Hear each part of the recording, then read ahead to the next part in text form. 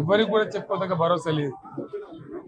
ఇందులో విశేషం హైలైట్ ఏంటంటే ఆర్థిక మంత్రి ప్రతి మాటను ఒత్తి ఆ డబ్బు వచ్చినప్పుడు అదేందుకు పెద్ద మహాప్రపంచం విజయంలాగా ఒత్తి చెప్పడం తప్ప కొత్తది ఏమి లేదు. ఒత్తి పలుకులు పలకడం తప్ప కొత్తగా చెప్పింది ఏమి లేదు. ఒక కొత్త సంక్షేమ పథకం కానీ ఏది కూడా లేదు.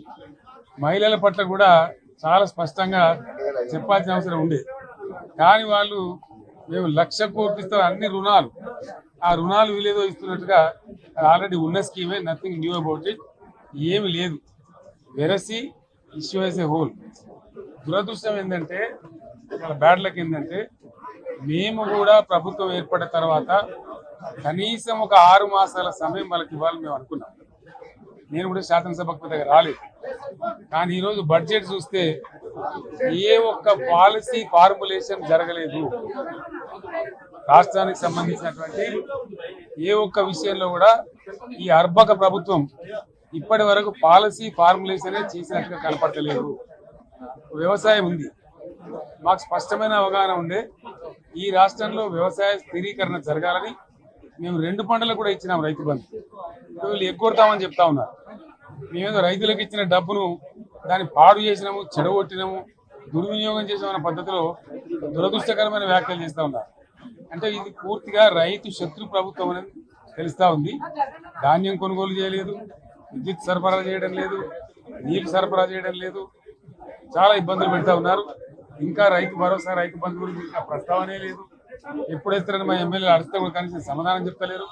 కాబట్టి రైతులను వంచింది ప్రభుత్వం, వృత్తి కార్మికులను వంచింది. ఒక్క పాలసీ, ఇండస్ట్రియల్ పాలసీ ఏమిటి?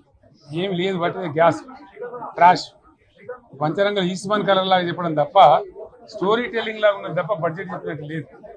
రాష్ట్రంలో వ్యవసాయ పాలసీ ఏమిటి, పారిశ్రామిక పాలసీ ఏమిటి, ఐటీ పాలసీ ఏమిటి, ఇంకా ఇతర అనేక పాలసీ, పేద వర్గాలకు సంబంధించిన పాలసీ ఏమిటి అనే దాని మీద ఏ ఒక్క దాని మీద కూడా గ్యాస్ ట్రాషే తప్ప, చిల్లర మల్లర ప్లాట్ఫామ్ స్పీచ్ లాగా ఉంది తప్ప అది బడ్జెట్ ప్రసంగం లాగా లేదు.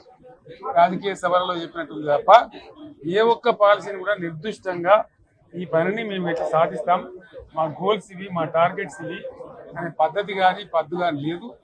ఇది పేదల బడ్జెట్ కాదు, రైతుల బడ్జెట్ కాదు, యువల బడ్జెట్. విశ్లేషణలో మీకు తెలుస్తుంది. భవిష్యత్తులో బ్రహ్మాండంగా మేము దీన్నంతా కూడా చీల్చి చెండాడబోతాం. Thank you.